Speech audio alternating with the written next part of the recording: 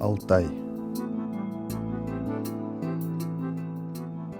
Удивительная земля, расположенная на стыке границ России, Казахстана, Монголии и Китая. На такой сравнительно небольшой территории сосредоточены совершенно разные природные зоны. Это суровая горная тундра и дремучая, непроходимая тайга. Это засушливые бесконечные степи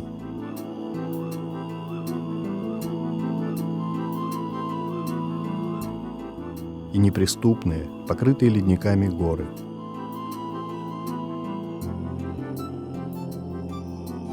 Озера, богатые рыбой, и быстрые реки с кристально чистой водой.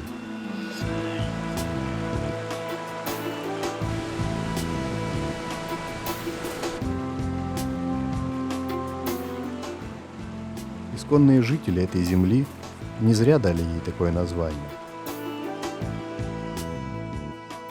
Алтай значит «золотой».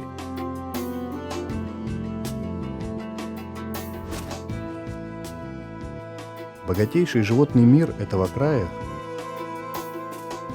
органично дополняет богатство его растительного мира.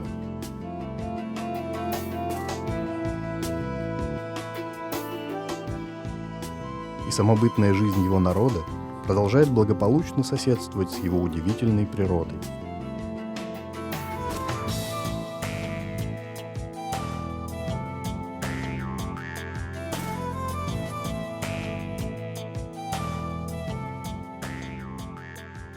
Практически каждый человек, побывав хоть один раз на Алтае, возвращается сюда снова и снова,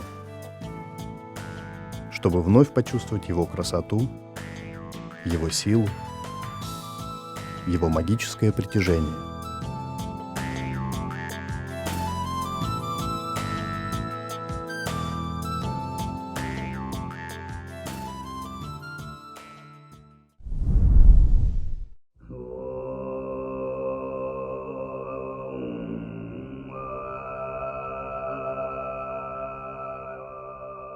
Давным-давно в горах Алтая жил могучий богатырь Сартакпай. Очень любил он свою суровую, но благодарную землю. И она оплатила ему тем же. Но не было покоя на душе у богатыря. Все думал он, как сделать свой край лучше и прекраснее. И однажды, присев на заснеженную вершину горного хребта, услышал он плач зажатых камнями алтайских рек, и решил он освободить их и дать им дорогу в Северный океан. Позвал он сына своего, силача Адучи, и сказал ему: «Ты, сын, иди на юг, а я на восток пойду». Оглянулся вокруг Сартакпай. Перед ним простиралось озеро Джулукуль.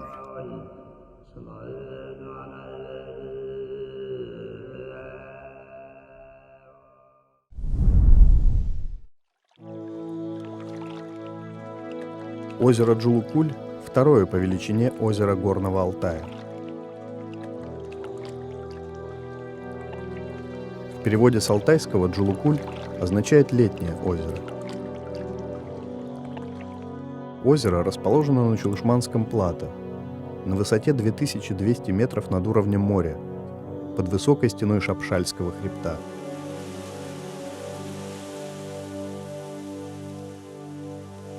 Берега озера – тундростепь, древний ландшафт, когда-то распространенный на территории всей Сибири. Вокруг озера расположено около 300 более мелких озер. Озера эти малоизучены, еще ждут своих исследователей.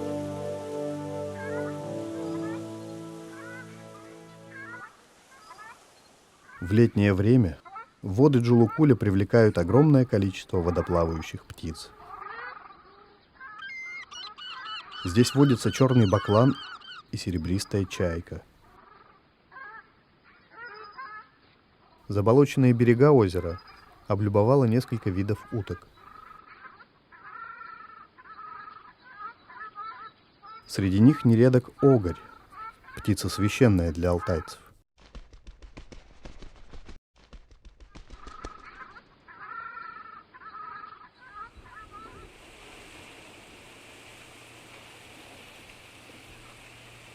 Растительный мир побережья также характерен для тундровой зоны.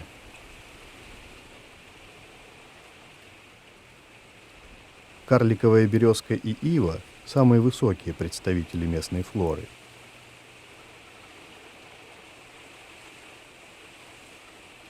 Спасаясь от ветров и студеных зим, порой все растение остается под землей, выставляя на показ лишь редкие зеленые листочки.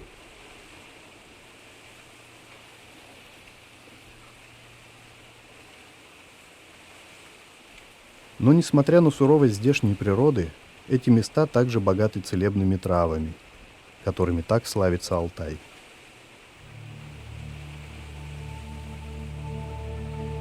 Здесь можно встретить радиолу розовую или золотой корень, который ценится не меньше знаменитого женьшеня.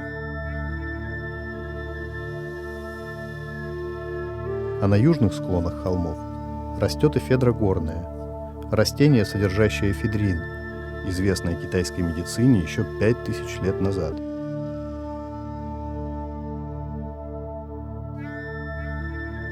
Поражает разнообразие пейзажей, окружающих Джулукуль.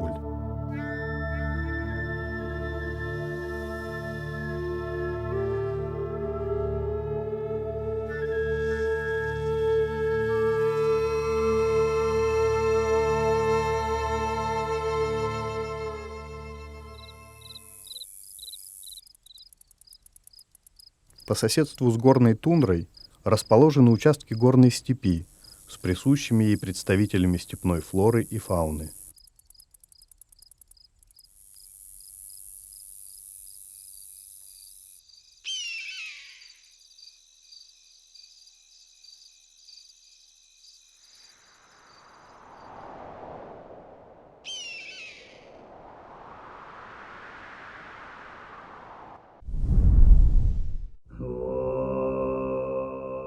Подошел богатырь Сартакпай к озеру Джулукуль. Указательным пальцем правой руки Сартакпай тронул берег озера, провел глубокую борозду, и следом за его пальцем потекла река Чулышман. В эту реку с веселой песней устремились все попутные ручейки и речки, все звонкие ключи и подземные воды.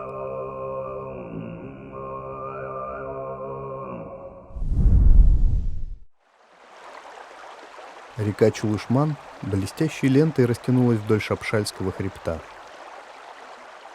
Здесь вершины Алтайских гор уже перемежаются с хребтами Саян. А с перевалов видна территория республики Тыва.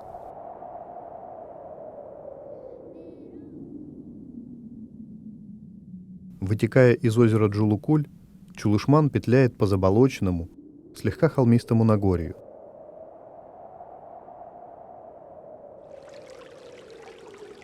Берега большей частью представляют собой высокие зыбкие кочки.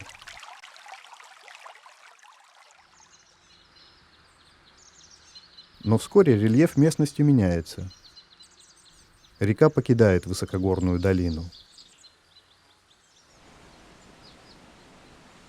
По левому берегу реки находится Чулышманское Нагорье со средними высотами в 2000-2200 метров. Долина Чулышмана здесь углубляется, образуя каньоны с отвесными стенами высотой до 1 километра. Здесь растут в основном лиственницы и могучие вековые кедры. Каждую осень они приносят урожай ореха, позволяя таежным жителям подготовиться к продолжительной холодной зиме.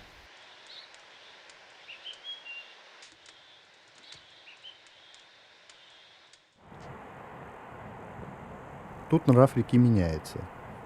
Чулышман, зажатый высокими склонами гор, впитав в себя силу и мощь множества притоков, превращается в дикую и необузданную реку, оправдывая свое название. Чулышман в переводе значит «речище».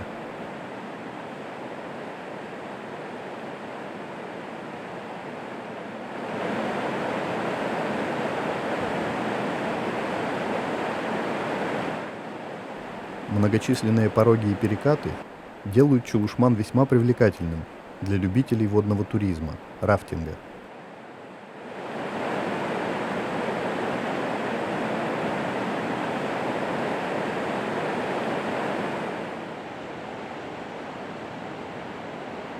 Особенно знаменит своими порогами и теснинами Язулинский каньон. Здесь, через Чулышман, высоко над каньоном перекинут чертов мост, под которым бушует 4-метровый водопад.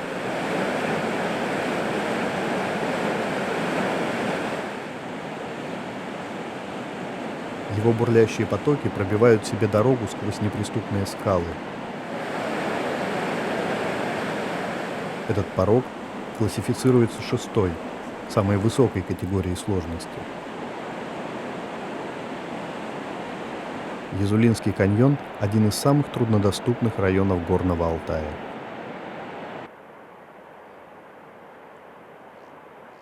Здесь, среди пейзажей, не изменившихся на протяжении тысячелетий, расположено село Язула, в котором хранится традиционная культура теленгитов, древних жителей Алтая.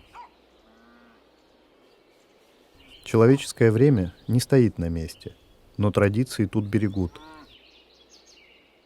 В селе сохранилась древняя алтайская форма жилья – аил. Это бревенчатая юрта, крытая корой лиственницы.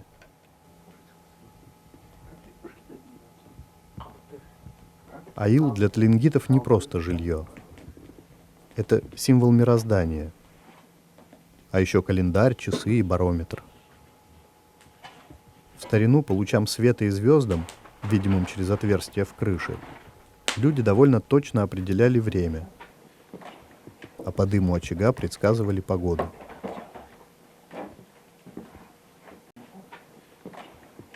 Основное занятие нынешних жителей Юзулы – скотоводство, а мясо и молочные продукты – основная пища.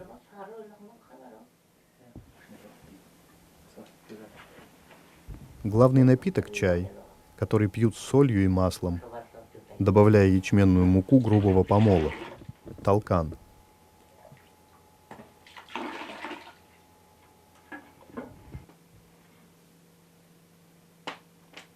Получается очень полезный и калорийный напиток.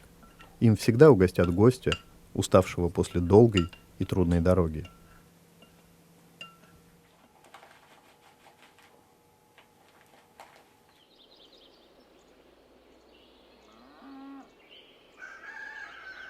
Взглянув на мир глазами алтайца, понимаешь, как таежный человек смотрит на мир природы.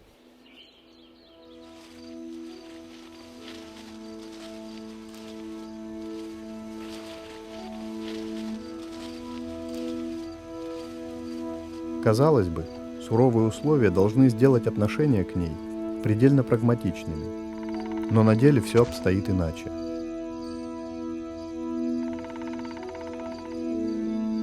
Многочисленные поверья и легенды говорят о хрупкости и ранимости природы, необходимости бережного отношения к ней, чего так не хватает в современной жизни.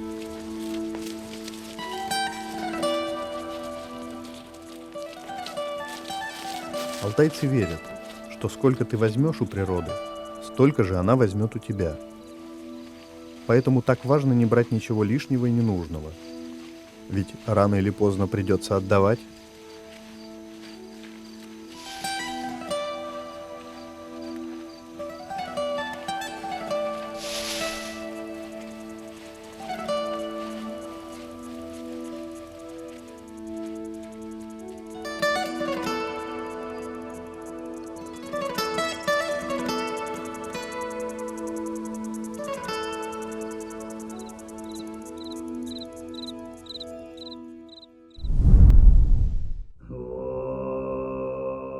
Все ниже и ниже вел Сартакпай воды Чулышмана. Все сильнее и многоводней становилась река. Слышал он радостный звон алтайских вод, и сердце его наполнялось радостью.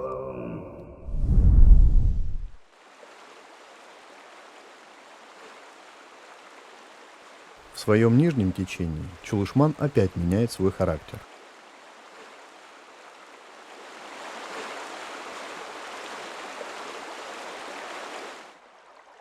Высокие горы по-прежнему окружают реку, но они расходятся, образуя ровную и широкую долину.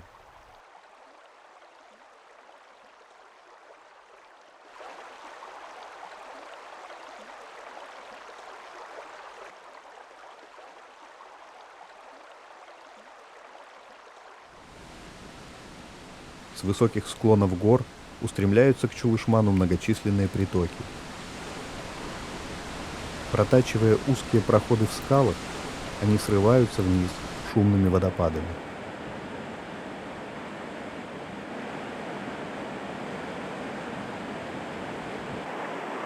Но не только горные ручьи формируют облик долины. На правом берегу Чулышмана, в ущелье Карасу, расположены удивительные творения природы, получившие название каменные грибы. Эти необычные формы рельефа образовались в результате избирательного вымывания дождями неоднородных горных пород. Глыба на склоне холма во время дождя служила своеобразным зонтиком.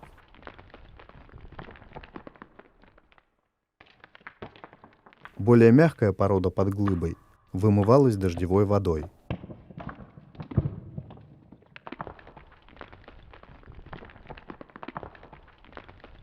Так, за тысячи лет на склоне ущелья выросла целая грибная плантация.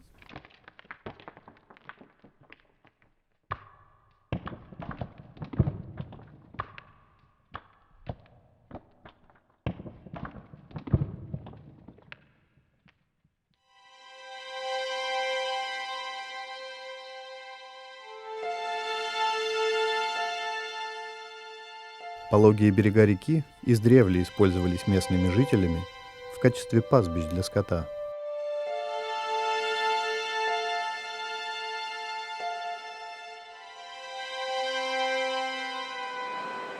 Но вот Чулышмана и впадающих в него притоков не хватало для орошения обширных пастбищ. И древние скотоводы использовали искусственные оросительные каналы, которые называются сувак.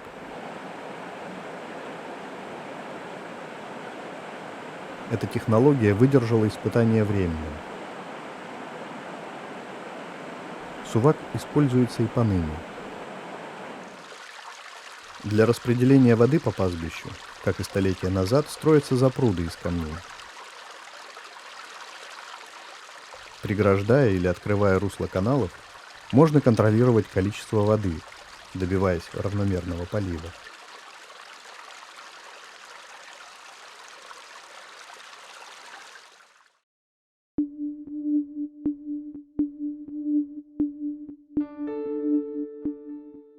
В своих низовьях Чулышман приобретает степной характер.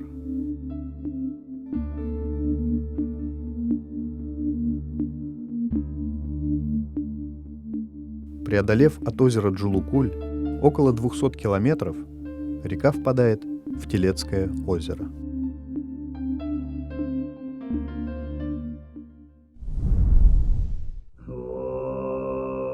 И вот привел Сартакпай воды Чулышмана в красивую и глубокую долину и остановился. «Где же сын мой, Адучи?» – подумал богатырь. Тут увидел он птицу, черного дятла, и сказал ему: «Черный дятел, слетай, узнай, как трудится мой сын». А силач Адучи тем временем искал путь для реки Катун. Поднялся он на вершину горы Белухи, выбрал склон поположе и повел воды ледников вниз.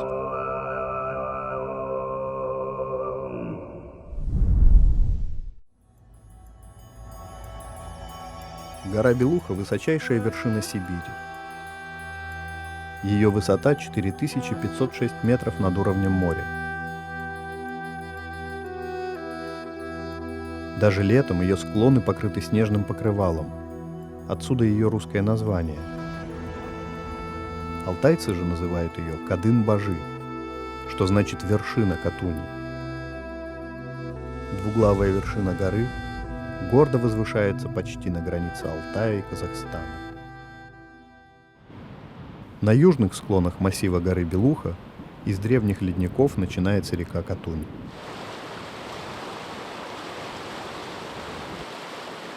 Существенную роль в питании реки играют ледники. Благодаря ледниковой воде, несущей с собой так называемый ледниковый ил, вода в Катуни ярко-бирюзовая. А в верховьях из-за активного таяния льда она имеет молочный оттенок.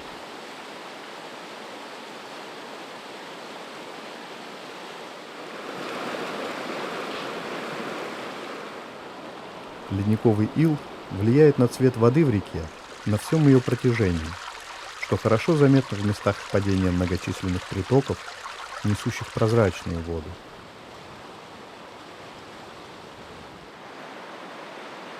Катунь – многоликая река. В зависимости от уклона и характера русла она то грохочет меж камней и валунов, то спокойно струится по пологим участкам, заросшим кустарниками и различными травами.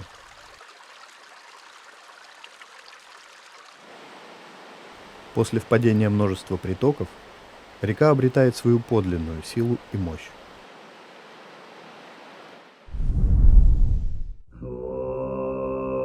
Пока Дучи трудился, прокладывая путь для Катуни, отец его, Сартакпай, 3 дня ждал его, не отрывая палец свой от земли. Пока Сартакпай ждал своего сына, под палец ему натекло Телецкое озеро.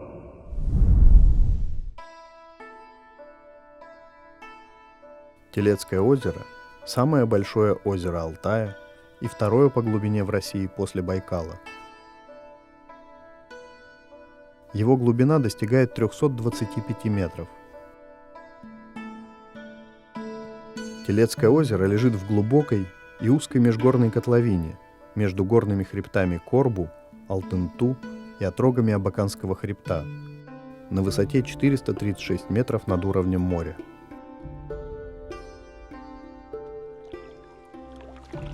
Длина озера 80 километров, а максимальная ширина около 5.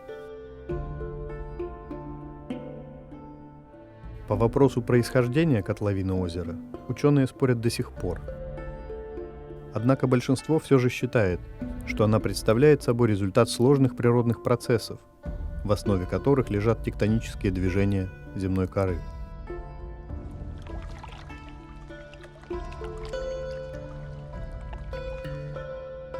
Берега озера – это высокие горы и утесы, сплошь покрытые лесом.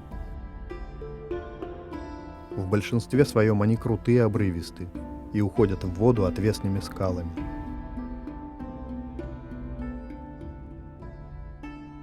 Свое современное название озеро получило от русских первопроходцев по имени обитавших на его берегах алтайских племен, называвших себя телесами или телеутами. Сами телеуты назвали озеро Алтын-Кёль, что значит «золотое озеро».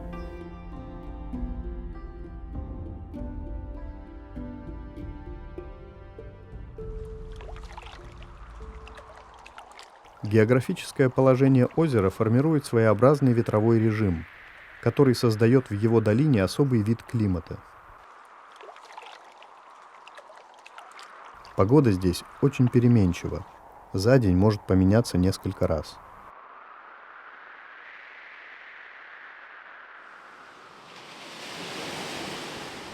Южные и юго-восточные ветра, которые здесь называют верховки, могут поднимать высокую крутую волну, но, как правило, несут с собой ясную погоду и потепление.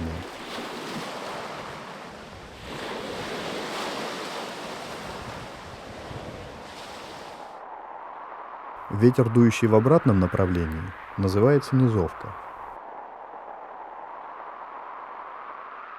Верным признаком приближающейся низовки служит формирующаяся над вершинами хребтов облачность.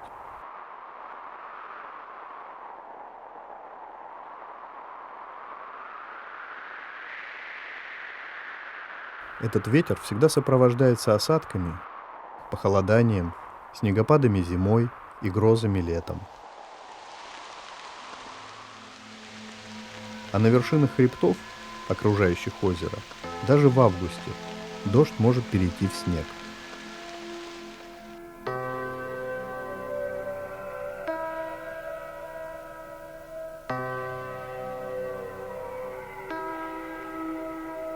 Этот снег не продержится долго на раскидистых ветвях сосен и кедров.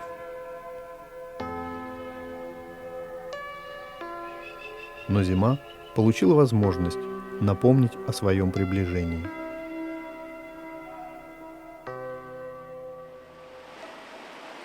В озеро впадает около 70 рек и ручьев, несущих кристальные воды с окружающих хребтов.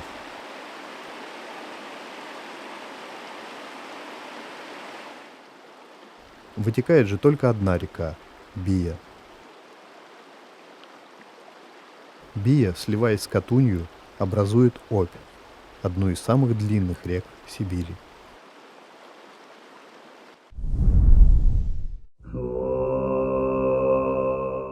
Встретились богатыри и вместе продолжили начатое дело. Сартакпай повел из Телецкого озера реку Бию, а сын Адучи быстро бежал, ведя за собой Катунь. Ни на шаг не отставал он от своего могучего отца. Вместе в один миг слились обе реки Бия и Катунь в широкую Обь. И эта река понесла воды Алтая в далекий Северный Ледовитый океан.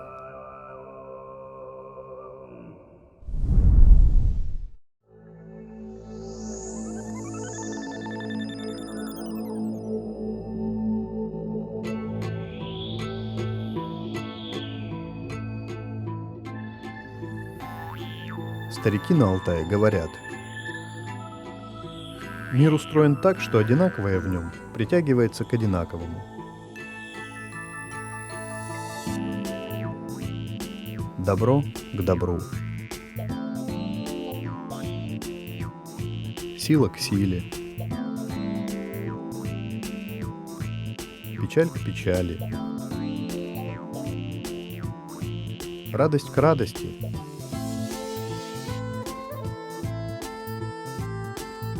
А красота к красоте. Именно поэтому воды Бии и Катуни сливаются, рождая великую сибирскую реку. Именно поэтому земля Алтая, высокие горы, густые леса, широкие степи, бурные реки и грохочущие водопады так прекрасны.